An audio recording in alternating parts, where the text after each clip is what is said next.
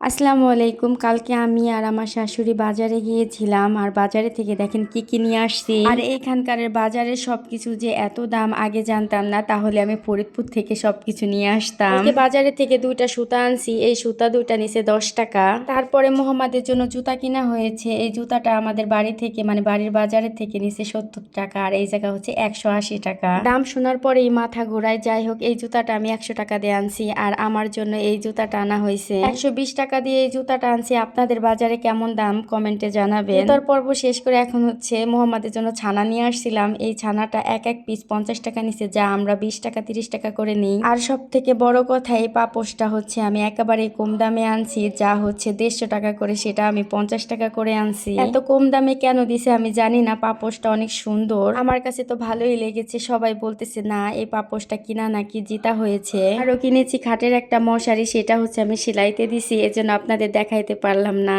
যাই হোক, বাজারে গিয়ে ভালোই লাগলো। যেহেতু জিনিসের দাম বেশি, একটু মন খারাপ। যে জিনিসের প্রয়োজন সেই জিনিস তো কিনতেই হবে, সেটা দাম বেশি হলেই কি বা কম হলেই কি। যাই হোক, মোহাম্মদকে ছানাগুলো বের করে দিতেছি, মোহাম্মদকে দিব বলতে মোহাম্মদ এই ছানাটা খাবে। যাই হোক, আজকের ভিডিও এই পর্যন্তই। সবাই ভালো থাকেন, সুস্থ থাকেন, আর সবাই আমাদের জন্য দোয়া করবেন। আল্লাহ হাফেজ।